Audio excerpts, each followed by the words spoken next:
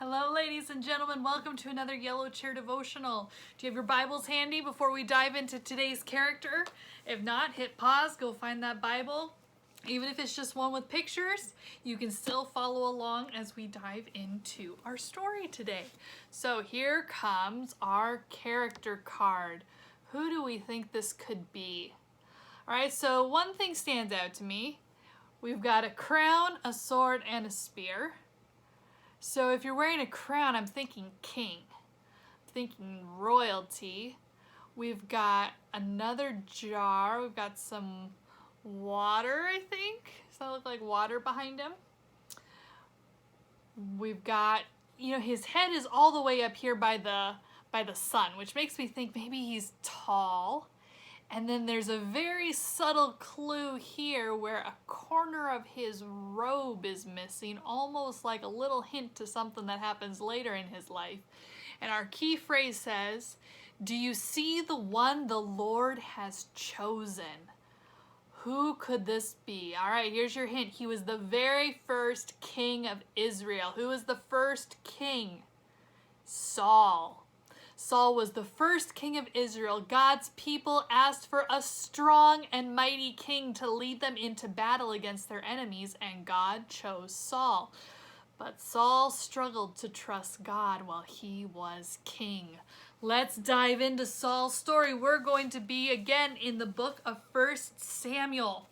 All right, so 1 Samuel, like Joshua, Judges, Ruth, 1 Samuel. And we're going to go to chapter 10. Chapter 10. So we use our large numbers to find our chapter. And we're going to start at the very beginning, our small number 1, verse 1. And we have time has passed. The prophet Samuel is no longer a young boy. He has grown up. He has served the people faithfully. Remember, we learned yesterday about how every single thing that Samuel prophesied came true just like God said it would. But here's the thing. Israel had lots of enemies. They wanted land. It's all about power and control. That's what sin does. It makes us grasp for more power, more control. So just like with Gideon, remember they were up against the Midianites and they had called in the Amalekites, right? So all of those countries wanted Israel. Now we've got other problems, and that makes Israel ask for a king. We've been struggling with the Philistines. They start struggling with the Philistines, and we're going to hear more about those Philistines later. But the Israelites go, everybody else has a king to lead them. We want a king too. And Samuel goes, God's the king. You have the ultimate king. You don't need an earthly king, because what's an earthly king gonna want? More power and control, and they're gonna go to war, and he goes, this is just a recipe for disaster. But the people go, we want a king. We want to be like the other countries. Oh, isn't it always a danger when we start comparing ourselves to other people and we go, we want to be like ... Well, Samuel goes along with what the people want, and God is going to point them in the direction of a king. Because here's the thing. Just like when we were talking about Hannah and prayer and just how we learn and talk with God, God says, well, I maybe didn't want you to do that. Or maybe that wasn't really part of my plan, but I can work with it. God never goes, oh, you're a hopeless case, I give up. No, God always goes, all right, I can work with it, and God is going to. So the people keep saying, we want a king, we want a king. God goes, this wasn't part of my plan, but I can work with it. I can work with it. He is so good at always wanting to save us, be in that loving relationship with us, even when we take plans out of his control and into ours. So, in 1 Samuel 10, verse 1, we see that Samuel has found Saul. And we learn more about Saul in the chapters beforehand, but in verse 1, Samuel takes a jar of olive oil and he poured the oil on Saul's head. He kissed Saul and said, "The Lord has appointed you to be leader of his people Israel. You will rule over the people of the Lord. You will save them from their enemies all around. This will be the sign that the Lord has appointed you as leader of his people. After you leave me today, you will meet 2 men. They will be near Rachel's tomb on the border of Benjamin at Zelzah. They will say to you, 'The donkeys you were looking for have been found.' But now your father has stopped worrying about his donkeys. He's worried more about you. He's asking, 'What will I do about my son?' Then you will go on until you reach the great tree at Tabor. There 3 men will greet you, and they will be on their way to worship God at Bethel. 1 man will be carrying 3 young goats, the second man will be carrying 3 loaves of bread, and the third one will have a leather bag full of wine. They will greet you and offer you 2 loaves of bread, and you'll accept the bread from them. Then you will go to Gibeah of God. There is a Philistine camp there. When you come near this town, a group of prophets will come out. They will be coming from the place of worship, and they will be playing harps and tambourines and flutes and lyres, and they will be prophesying, and the Spirit of the Lord will enter you with power. You will prophesy with these prophets. You will be changed into a different man. After these signs happen, do whatever you find to do. God will help you. Go ahead of me to Gilgal. I will come down to you. Then I will offer whole burnt offerings and fellowship offerings, but you must wait 7 days. Then I will come and tell you what to do." What a whole bunch of weird signs that are going to happen to Saul. You're going to encounter some guys with goats and bread and take 2 loaves of bread. But all of these things are to encourage Saul that he is who God has chosen. Because in the chapters beforehand, we see that Saul, he didn't really have the confidence. He isn't the type of person where you'd be like, yeah, that kid's going to be a king. Saul is out searching for his father's donkeys, and God tells Samuel, that's the guy. Can you imagine someone just walking up to you and being like, "You are going to be the king," or "You are going to be the president. I anoint your head with oil. You've got the job. And just so you know that I'm not a kook, you're going to encounter someone with goats, and someone's going to give you bread, and then you're going to go here." And then imagine if all those things came true.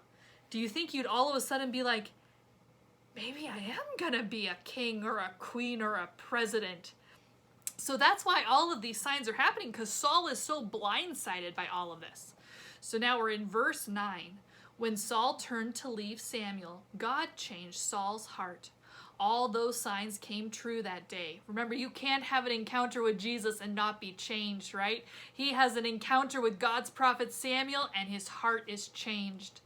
When Saul and his servant arrived at Gibeah, Saul met a group of prophets, and the Spirit of God entered him, and he prophesied with the prophets. People who had known Saul before him prophesying with... Verse 11. People who had known Saul before saw him prophesying with the prophets. They asked each other, "What has happened to Kish's son? Is even Saul one of the prophets?" A man who lived there said, "Who is the father of these prophets?" This became a famous saying. Is even Saul one of the prophets? When Saul finished prophesying, he went to a place of worship. Saul's uncle asked him and his servant, "Where have you been?" Saul said, "Well, we were looking for the donkeys, and when we couldn't find them, we went to talk to Samuel." Saul's uncle asked, "Please tell me, what did Samuel say to you?" Saul answered, "Well, he told us the donkeys had already been found." But Saul didn't tell his uncle what Samuel had said about him becoming king. Samuel called all the people of Israel to meet with the Lord at Mizpah. He said, "This is what the Lord, the God of Israel, says. I led Israel out of Egypt. I saved you from Egypt's control, and I saved you from other kingdoms that were troubling you. But now you have rejected God. He saves you from all your troubles and problems, but you said, 'No, we want a king to rule over us.' Now come, stand before the Lord in your tribes and family groups." Samuel brought all the tribes of Israel near, and the tribe of Benjamin was chosen. Samuel had them pass by in family groups, and Matri's family was chosen. Then he had each man of Matri's family pass by, and Saul, son of Kish, was chosen. But when they looked for Saul, they could not find him. Then they asked the Lord, "Has Saul come here yet?" And the Lord told Samuel, "Yes, he's hiding in the baggage." So they ran and brought him out. Can you imagine? Saul still can't believe this is all happening, and it's not a bad dream. he hides with a whole bunch of baggage. Like he hides by a bunch of suitcases because he doesn't know what is happening. He doesn't know if he wants to be king. It's just all too much. And in verse 23, they ran and they bring him out from the suitcases where he's hiding. And when Saul stood among the people, he was a whole head taller than anyone else. Then Samuel said to the people, "See the man the Lord has chosen. There is no one like him among all the people." Then the people shouted, "Long live the king!" Samuel then explained the rights and duties of the king. He wrote the rules in a book and put the book before the Lord. Then he told the people to go to their homes. Saul also went to his home in Gibeah. God touched the hearts of certain brave men who went along with him. But some troublemakers said, "How can this man save us?" They hated Saul and they refused to bring gifts to him.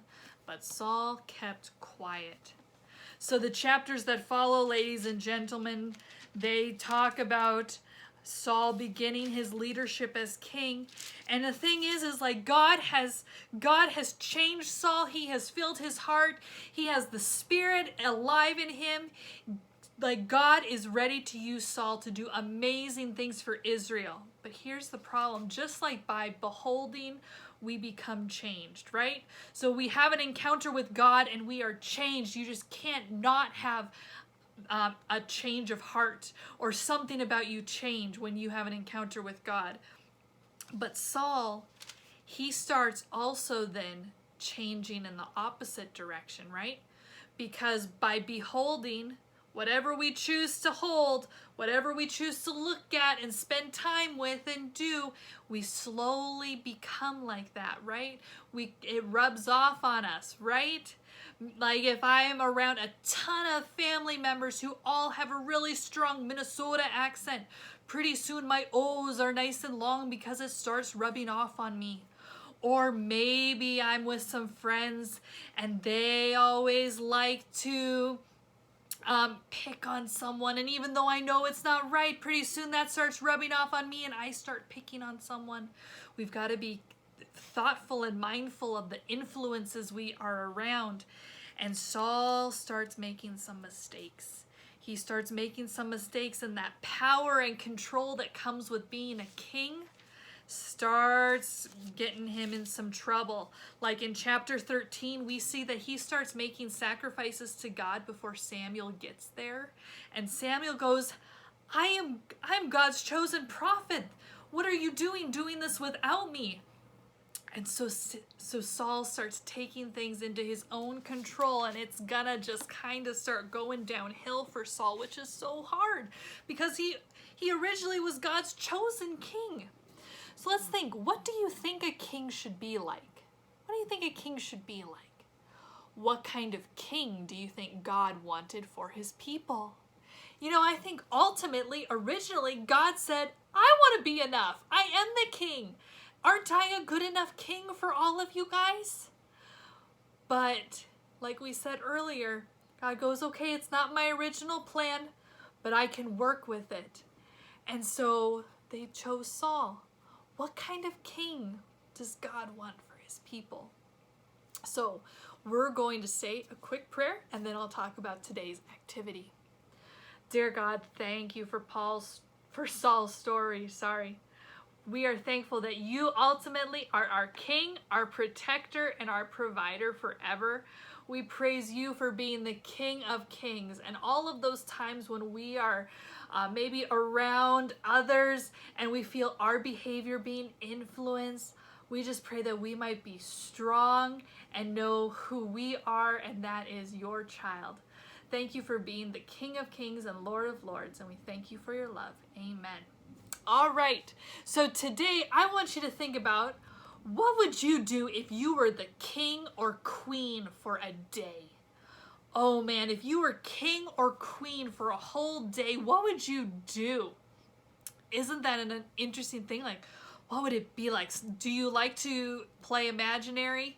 Like maybe you play dress up. I remember when I was your age, I would play dress up, and maybe you put on your royal robes. Maybe you have a crown.